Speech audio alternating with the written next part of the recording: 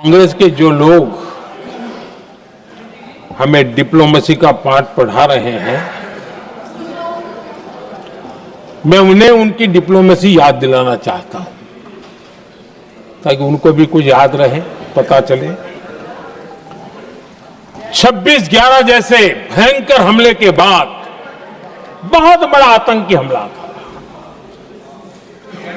कांग्रेस का पाकिस्तान से प्रेम नहीं रुका। इतनी बड़ी घटना 26/11 की हुई थी। विदेशी दबाव में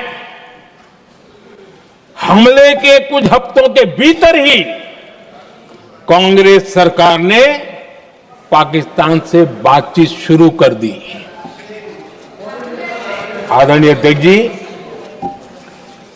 कांग्रेस सरकार ने 26/11 की इतनी बड़ी घटना के बाद भी एक भी डिप्लोमेट को भारत से बाहर निकालने की हिम्मत नहीं की।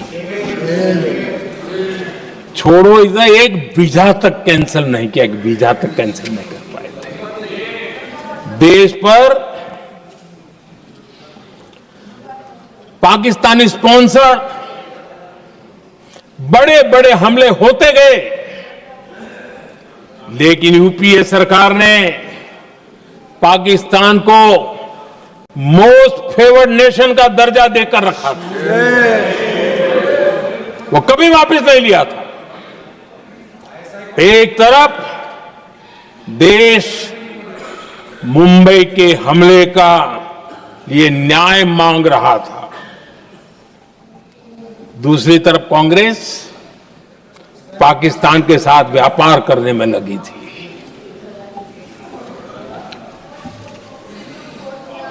पाकिस्तान वहां से खून की होली खेलने वाले आतंकियों को भेजते रहे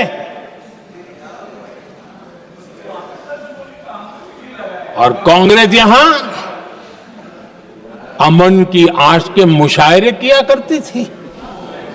मुशायरे होते थे। हमने आतंकवाद और अमन की आस का ये वन वे ट्रैफिक बंद कर दिया।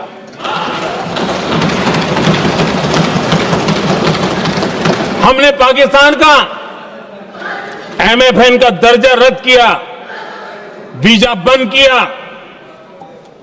हमने अटारी वाघा बॉर्डर को बंद कर दिया। आदरणीय अध्यक्ष जी,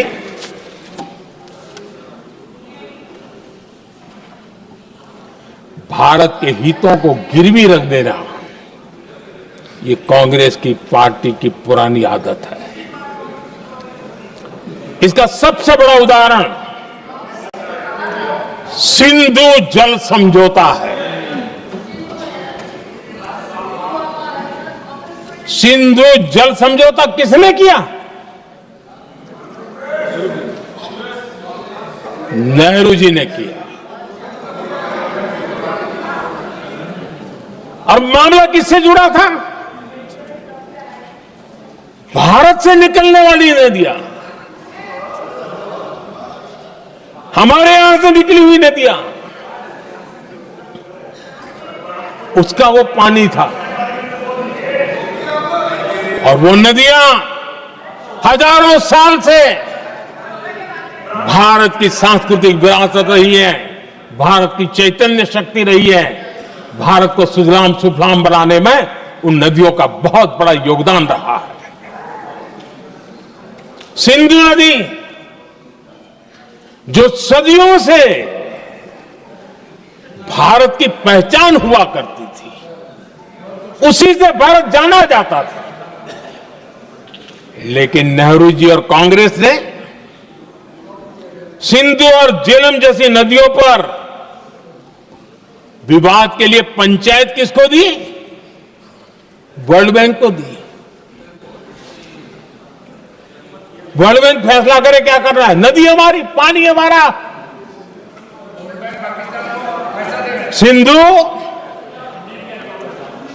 सिंधु जल समझौता सीधा सीधा भारत की अस्मिता, और भारत के स्वाभिमान के साथ किया गया बहुत बड़ा धोखा था।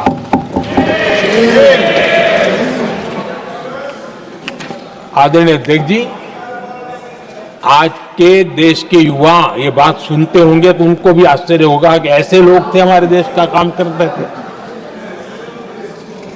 नेहरू जी ने इस ट्रीटी करी और क्या किया, ये जो पानी था, जो नदियां थी, जो भारत से निकल रही थी, उन्होंने 80% पानी पाकिस्तान को देने के लिए वो राजी हो गए। और इतना बड़ा हिंदुस्तान, उसको सिर्फ 20% पानी।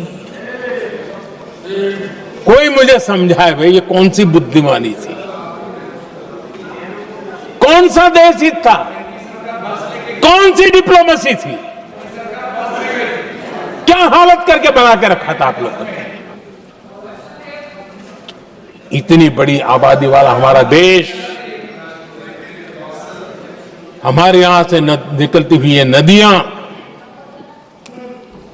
और सिर्फ 20% पानी, और 80% पानी उन्होंने उसको दिया जो देश खुलेआम भारत को अपना दुश्मन करार कर देता रहा है, दुश्मन कहता रहा। और ये पानी पर किसका हक था? हमारे देश के किसानों का, हमारे देश के नागरिकों का, हमारा पंजाब, हमारा जम्मू कश्मीर, देश के एक बहुत बड़े हिस्से को इन्होंने पानी के संकट में धकेल दिया, इस एक कारण से। और राज्यों के भीतर भी पानी को लेकर के आपस में संघर्ष पैदा हुई है, प्रतिस्पर्धा पैदा हुई, और उनका जिस पर हक था उस पर पाकिस्तान मौज करता रहा। और ये दुनिया में अपनी डिप्लोमेसी के पाठ पढ़ाते रहते हैं। आदरणीय अध्यक्ष जी,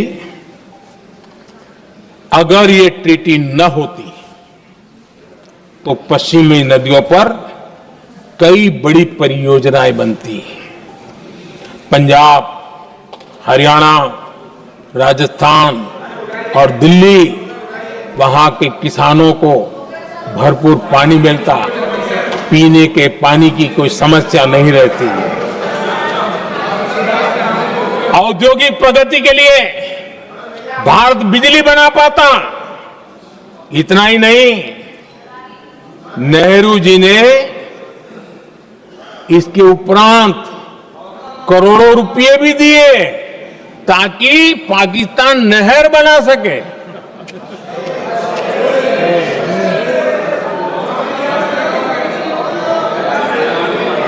आदरणीय अध्यक्ष जी, इससे भी बड़ी बात, देश चौंक जाएगा। ये चीजें छिपाई गई है, दबा दी गई है। कहीं भी बांध बनता है तो उसमें एक मैकेनिज्म होता है उसकी सफाई का, डीसिल्टिंग का। उसमें जो मिट्टी भर जाती है, बाकी घास वगैरह आकर के भर जाता है तो उसकी कैपेसिटी कम होती है, तो उसकी सफाई के लिए यानी इनबिल्ट व्यवस्था होती है।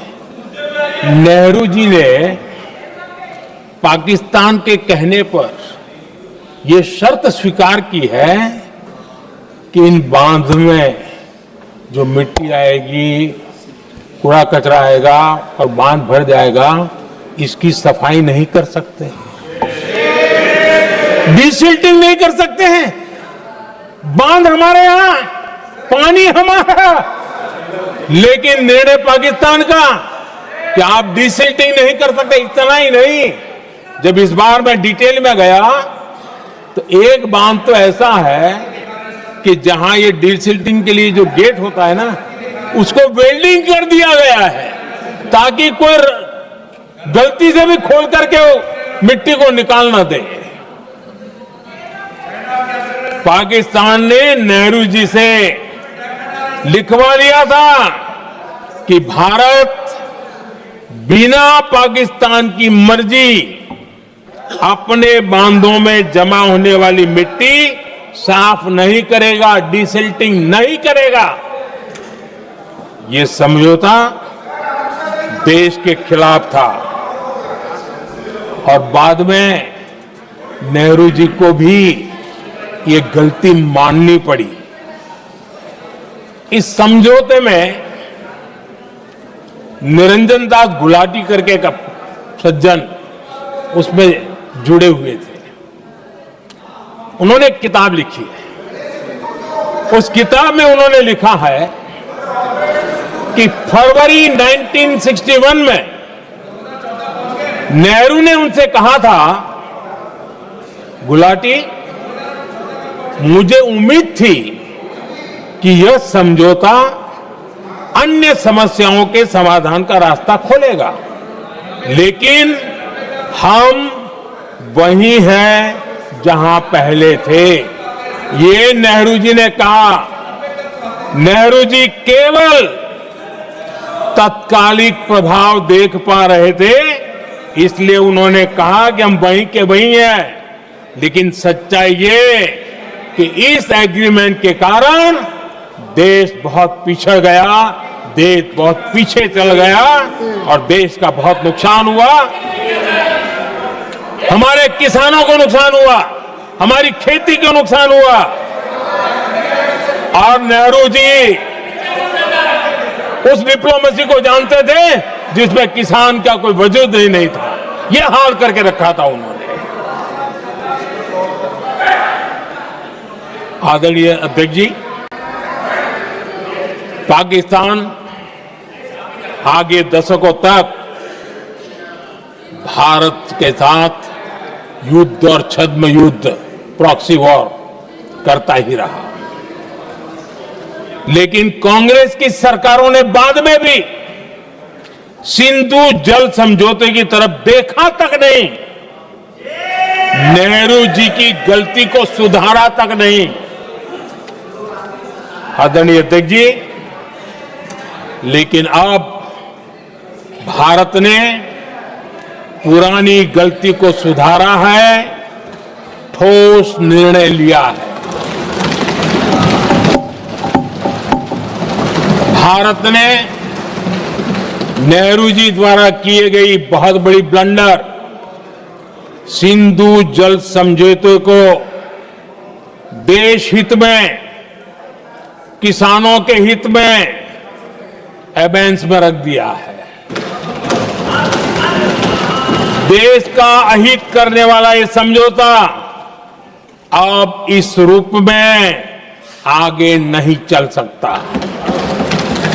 भारत ने तय कर दिया है, खून और पानी साथ साथ नहीं बह सकते।